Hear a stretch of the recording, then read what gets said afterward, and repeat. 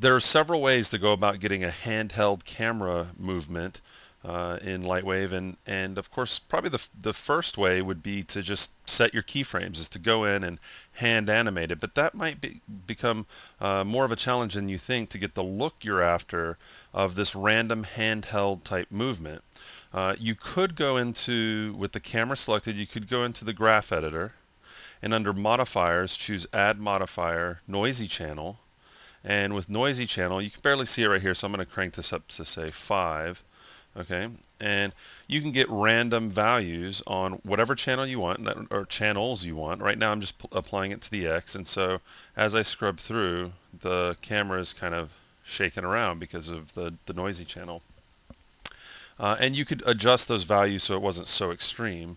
But for me, I'm going to remove that. For me, I think there's an even easier way, and it's a way that's worked for me in the past. We've used it on several movies. Batman New Times comes to mind to get the handheld camera look, and I thought we could take a look at that. So the first thing I'm going to do is switch to camera view so that I can actually see what the camera is going to see. And then what I'm going to do is on frame 0, I'm just going to move in a little closer. Okay, and instead of 60 frames, I'm going to go ahead and set this to 180 frames.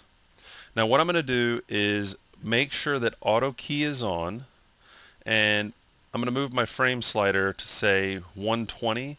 That's going to give me a few frames to get ready, because I'm going to push play, and I'm going to start creating keyframes on the fly just by clicking in the window and dragging. So I could start it at 0, but I like to go ahead and start it. I mean, it could be anywhere in here, but I'm going to start it around 120, 130, anywhere in there, and push play so that when it gets around to 0, I'm ready to start moving. So I'm going to go ahead and do that. I'm going to push play, and I'm ready to start moving, and I'm just going to I'm just barely moving my mouse. And because auto key is on, I recorded that movement. So now I'm not doing anything. It's playing back. And I've got a little bit of movement. Now I don't have any Y movement on this right now.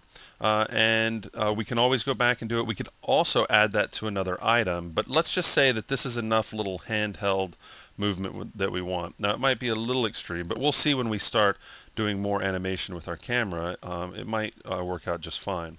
So I'm going to go over to the perspective view, and you can see the camera just kind of hovering. Let me zoom in so you can see the motion path for the camera right here.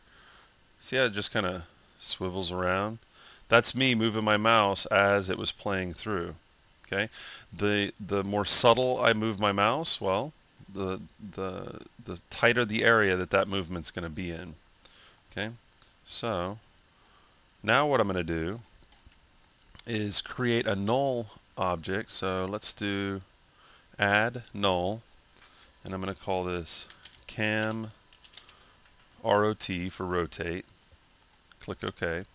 I'm going to take the camera, M for motion options, parent to the null. Then I'm going to take that null, and on frame 180 in the heading, I'm going to do 360 degrees. Okay, and then I'm going to scrub through just so you can see the camera is now rotating around the character. Okay, so it's going to rotate around the character, but I still have all the keyframes that the camera has. Okay, so let me go to the camera view and push play. And so now we're moving around the character, but there's some slight little handheld glitches that are going. Now, in the playback of the video that you're watching right now, the frame rate is probably going to be different, so it might be a lot more jittery. It's subtle on here on the actual LightWave playback, but just keep in mind that when the video that you're watching gets compressed, it will change a little bit. So you'll want to give this a test. So this is just rotating around the character. If I wanted to, I could also just take this null that I'm rotating and slightly move it up and down, and well, let's just give that a go. So I'm going to hit T for move, and I'm going to use the right mouse button for this, and I'm going to set it, say, around 140, just a little lead time. and I'm just kind of shifting my mouse a little bit.